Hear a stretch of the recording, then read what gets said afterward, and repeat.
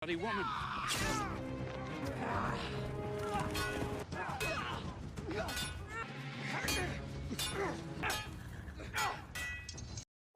Halo guys, kembali lagi bersama saya Stephen di channel Bro View Series. Kali ini saya akan melanjutkan kembali alur cerita film dari Game of Thrones dan sekarang kita masuk ke season 6 episode yang ke-1, 2, 3. Untuk itu sebelum masuk ke ceritanya, seperti biasa siapkan apa? Ya tentunya Kopai dan Woodbray untuk menemani kalian dalam menonton alur cerita film ini. Dan sekarang kita masuk ke filmnya.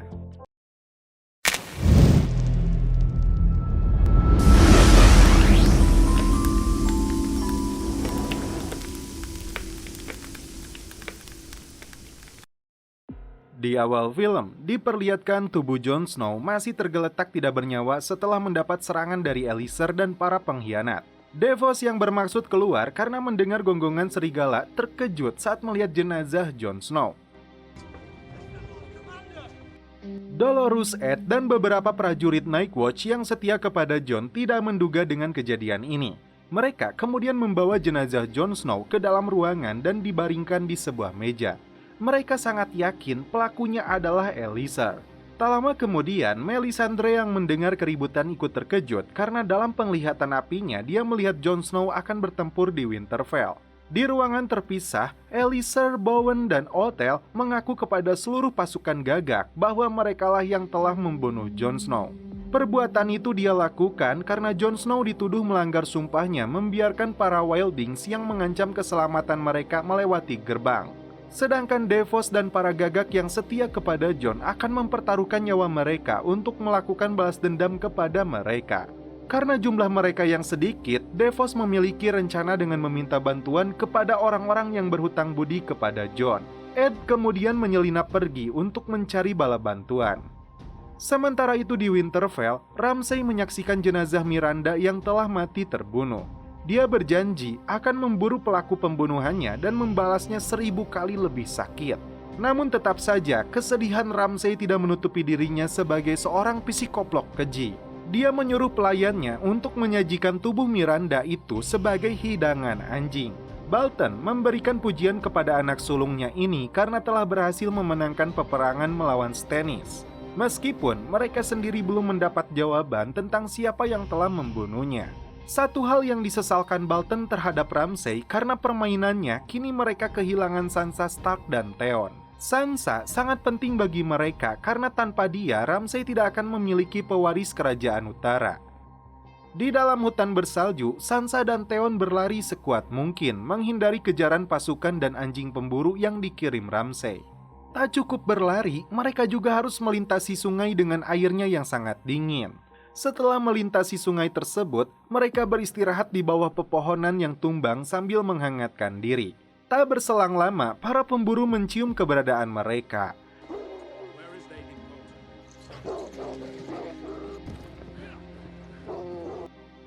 Hampir saja mereka kembali digiring untuk dihadapkan kepada Ramsay.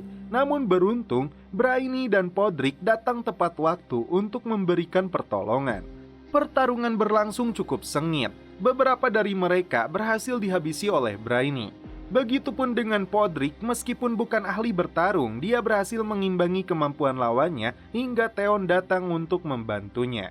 Setelah pasukan Ramsay itu berhasil mereka habisi, Brienne kembali berlutut dan menawarkan pelayanan kepada Sansa untuk mematuhi dan melindungi serta menyerahkan hidupnya. Dan kali ini Sansa menerima permintaan Brienne itu untuk menjadi pengawal pribadi hingga akhir hidupnya. Scene berpindah ke King's Landing. Cersei dengan potongan rambut barunya akibat hukuman yang dia terima dari High Sparrow mendapatkan kembali posisinya sebagai ratu. Dia mendapat informasi sebuah kapal yang berasal dari Dorne telah berlabuh. Awalnya, Cersei begitu senang mengira Jaime berhasil membawa kembali putrinya Myrcella. Seketika raut wajahnya berubah karena Jaime membawa Myrcella dalam keadaan terbaring tidak bernyawa. Kepada Jaime, Cersei kembali mengingat masa lalunya saat dia bertemu dengan penyihir. Dari penglihatannya, Cersei akan mempunyai 3 anak dan semuanya akan mati. Lambat laun, ramalannya menjadi kenyataan. Jaime meyakinkan Cersei agar tidak mempercayai ramalan tersebut.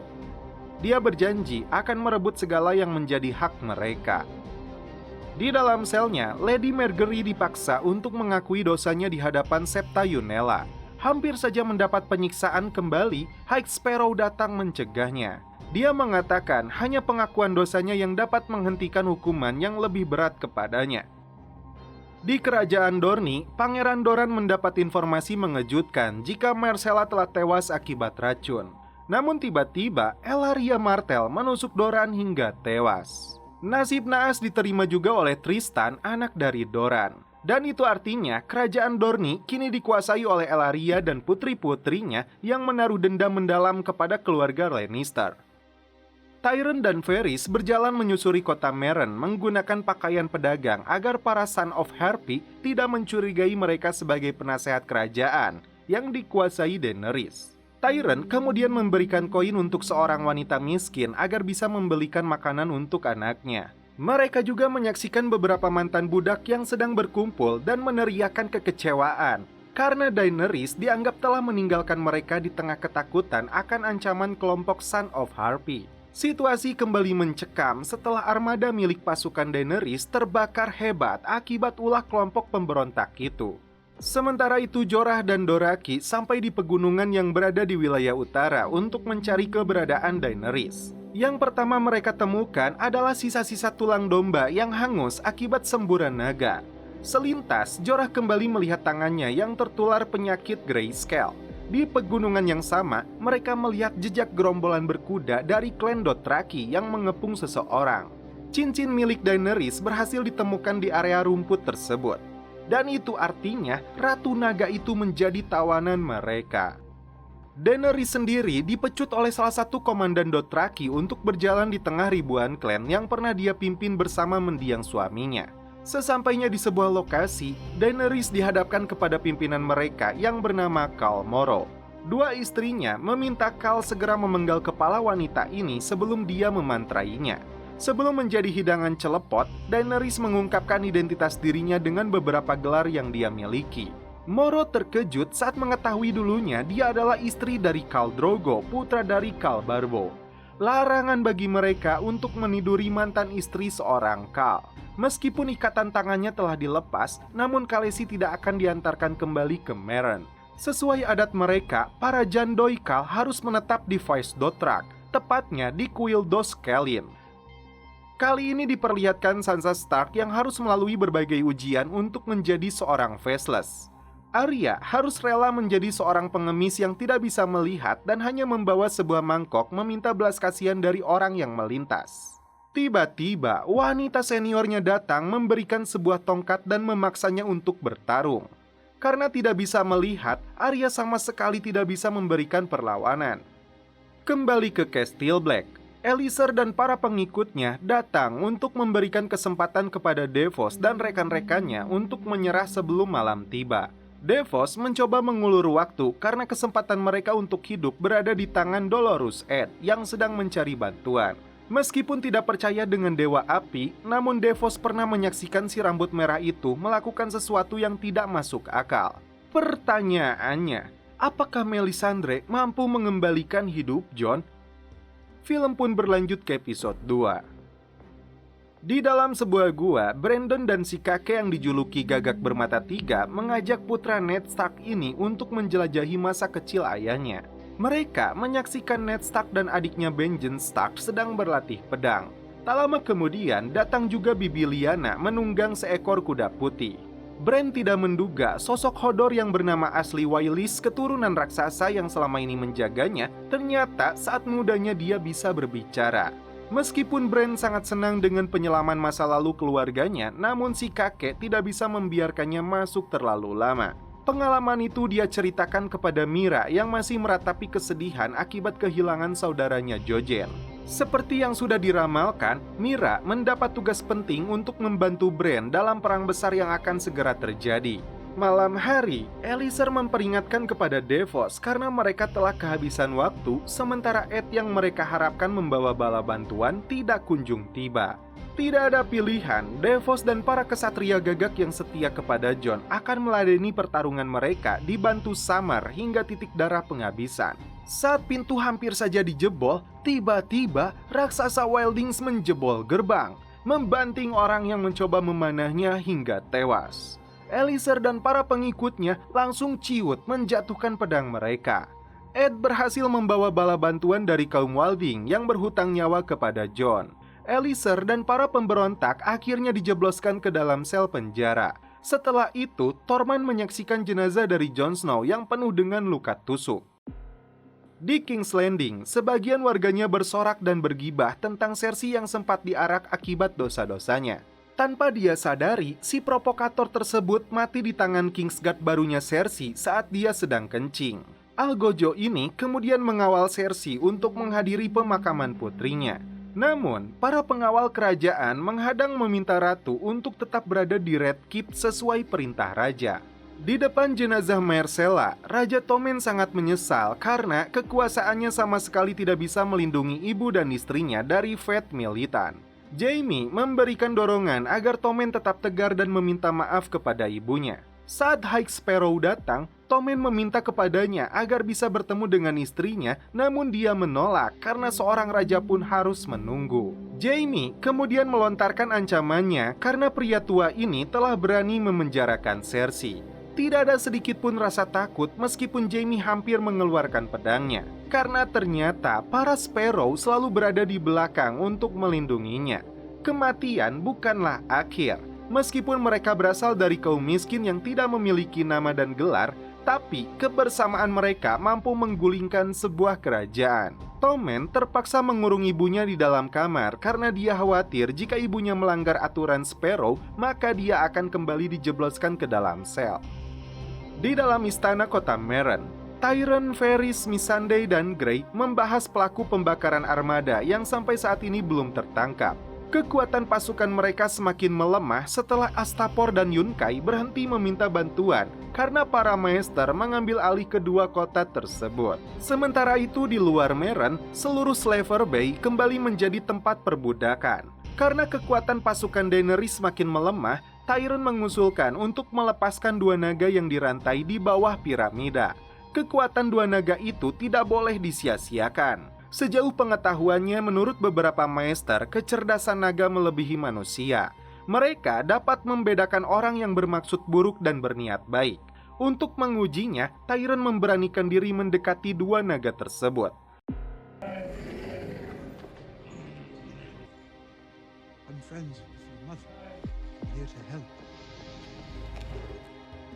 Meskipun sangat ketakutan, Tyrion melepaskan rantai yang mengikat leher kedua naga itu.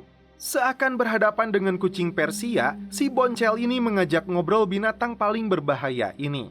Rencananya berhasil, naga-naga itu sama sekali tidak menyerangnya. Next time I have an idea like that, punch me in the face. Kembali ke Arya Stark, seniornya kembali datang menanyakan namanya dan menguji ketangkasan Arya meskipun dia tidak bisa melihat.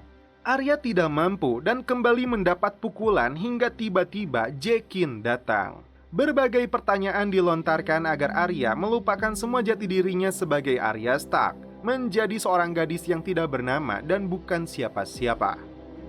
Lord Karstark datang memberikan laporan kepada Bolton dan Ramsay jika pasukan yang mereka kirim untuk memburu Sansa telah mati terbunuh. Yang mereka khawatirkan adalah Sansa bertemu dengan Jon Snow yang bisa menjadi duri atas kekuasaan mereka di utara. Ramsay mengusulkan untuk menyerang Castle Black dan membunuh Jon Snow. Bolton tidak setuju dengan rencana itu.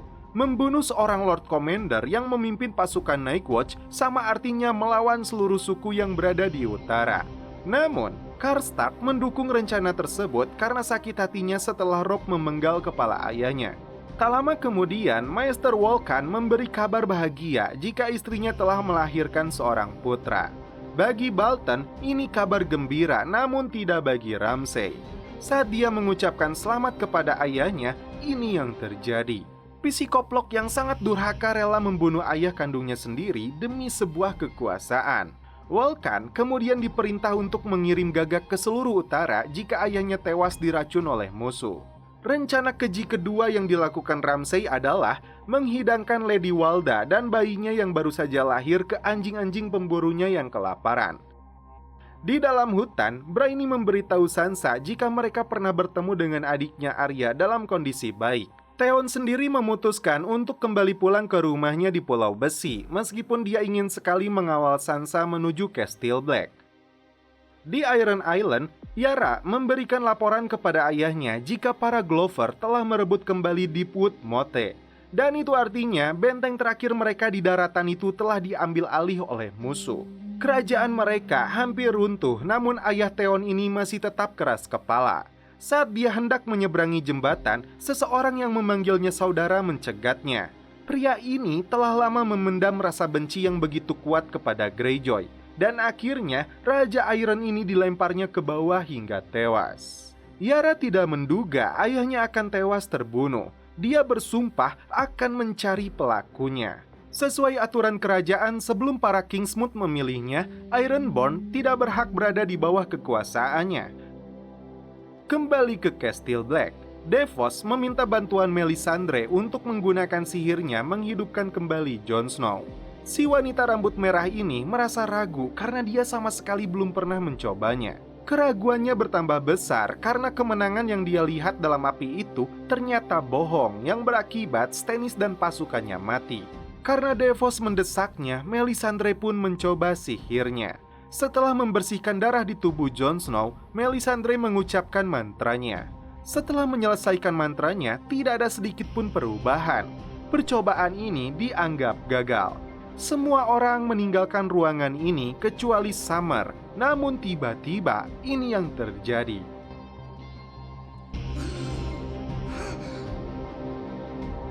Dan film pun berlanjut ke episode 3. Tidak ada yang menyangka sama sekali setelah dianggap telah meninggal, Jon Snow dapat hidup kembali. Davos dan Melisandre pun begitu terkejut. Ritual yang dia lakukan mampu menghidupkan Lord Commander ini. Hal terakhir yang diingat oleh Jon Snow adalah Elysar dan beberapa pengikutnya termasuk Olly yang telah menusuknya. Tidak ada hal lain yang dia ingat selain kejadian tersebut, termasuk kemana arwahnya pergi setelah Jon dinyatakan meninggal. Bagi Davos, kejadian ini benar-benar gila. Hidupnya kembali, Jon merupakan sebuah anugerah yang diberikan dewa. Dan kini, dirinya harus berjuang melakukan kebenaran, menyelesaikan masalah semampu yang dia bisa. Jon kembali menemui para gagak dan berpelukan dengan Tormund dan sahabatnya, Ed. Sementara itu, Sam tampak mabuk laut saat dalam perjalanannya membawa kekasih dan Little Sam menuju Horn Hill, kampung halamannya. Kembali ke Brandon dan si kakek gagak. Kali ini mereka sedang melihat Ned Stark muda dan ayah Mira yang bernama Howland Reed dan para pengikutnya berhadapan dengan Sir Arthur Dayne, seorang kesatria pedang terbaik. Ned bermaksud untuk mencari adiknya, namun dihadang oleh mereka berdua. Pertarungan berjalan sangat sengit.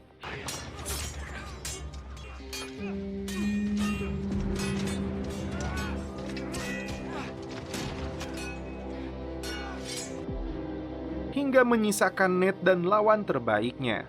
Ned berhasil mengalahkannya sesuai dengan cerita yang didengar oleh Bran sejak kecil. Namun ternyata Howland yang menikamnya dari belakang sebelum akhirnya Ned memenggal kepalanya. Tiba-tiba terdengar suara dari atas menara. Bran ingin tahu lebih jauh, namun si kakek melarangnya. Bran berteriak memanggil ayahnya hingga Ned berbalik seakan mendengar sesuatu. Si kakek akhirnya menarik kembali Bran. Banyak hal yang harus dipelajari sebelum meninggalkan tempat ini. Kembali ke Daenerys dan ribuan klan Dothraki yang sedang melanjutkan perjalanan. Sesampainya di sebuah kuil, Daenerys dipaksa masuk dan diganti pakaiannya. Sesuai adat mereka, para jandoi Khal Agung akan menghabiskan sisa hidupnya di tempat ini. Kembali ke Meereen, Varys memanggil Vala, wanita yang telah bekerja sama dengan Sons of Harpy untuk mencelakai para Unsullied dan Second Son. Varys yang cerdas sudah mengetahui jika Vala mempunyai seorang anak bernama Dom. Dia menginginkan hidup bahagia melalui bantuan kaum pemberontak itu. Dengan bahasa lembutnya, Varys memberikan ancaman kepada wanita ini dan anaknya. Ada sebuah kapal yang akan berangkat menuju Pentos yang akan membawa dia dan anaknya pergi dengan sekantong perak, atau apakah rencana Varys itu? Lanjut, ternyata Varys ingin mencari tahu tentang siapakah yang mendanai Sons of Harpy. Ternyata para Good Master dari Astapor dan Wise Master dari Yunkai ditambah teman-teman mereka dari Volantis. Kini mereka tahu otak dari semua pemberontakan ini. Diperlukan rencana matang untuk mengatasi persoalan ini. Selama ini, Varys menggunakan burung-burung kecil untuk menggali informasi. Dan terungkap, burung-burung kecil itu adalah anak-anak yang berasal dari Seven Kingdom. Maester Qyburn yang pernah mengobati tangan Jaime mengumpulkan anak-anak tersebut hanya dengan sogokan permen agar dia mendapatkan informasi seperti halnya Varys. Jaime berharap algojonya Sir Gregor dapat menghancurkan kepala High Sparrow bagaikan buah melon. Dengan dukungan Jaime dan algojonya, Cersei seakan telah mendapatkan kembali kekuasaannya. Langkah pertama yang dia lakukan adalah mengusir para penasehat King's Landing yang selama ini membangkang perintahnya. Sementara itu, Raja Tommen kembali menemui High Sparrow karena dia kecewa pria lusuh ini berani melarang ibunya menemui adiknya yang sudah meninggal. Dalam perdebatan itu, High Sparrow membuka pemikiran Tommen bahwa ibunya memiliki banyak dosa dan fakta kejahatan yang dia sembunyikan. Ucapan yang sama seperti yang dilontarkan oleh kakeknya. Seorang raja yang bijak mau mendengar pendapat penasehat terbaiknya. Tidak ada yang lebih bijak selain pendapat para dewa. Meskipun dianggap buruk dan tidak manusiawi, Tommen sepertinya merasakan nasihat yang diucapkan kakek tua ini sebuah kebenaran. Di dalam kuil hitam putih, Arya kembali menjalani ujiannya. Pukulan demi pukulan dia terima karena Arya tidak bisa melupakan jati dirinya sebagai Arya Stark yang memiliki banyak saudara. Perjalanannya dengan The Hound tidak bisa dia lupakan. Dalam pikirannya selama ini adalah daftar kematian bagi orang-orang yang telah membunuh keluarganya seperti Cersei, Gregor Clegane, dan Walder Frey. Dan untuk pertama kalinya, Arya berhasil menangkis serangan. Setelah itu, Jaqen memberinya air yang berasal dari sumur kuil ini. Seketika, Arya bisa melihat kembali.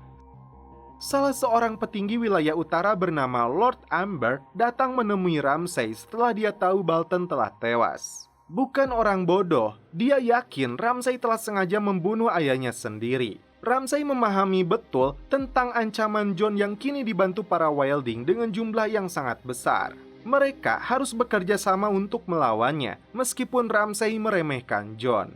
Tiba-tiba, Amber menunjukkan dua orang yang mereka tangkap. Wanita Wildings yang menjaga anak bungsu Red dan seorang bocah yang dia sebut sebagai Rickon Stark.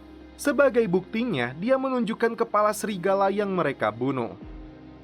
Di akhir film, Jon Snow akan menggantung mati Sir Elliser dan dua pengikutnya termasuk Olly yang telah tega menusuk dirinya hingga mati. Setelah hukuman tersebut, Jon melepaskan jubahnya sebagai Lord Commander, menyerahkan jabatannya kepada Ed. Dan setelah itu film pun berlanjut ke episode 4.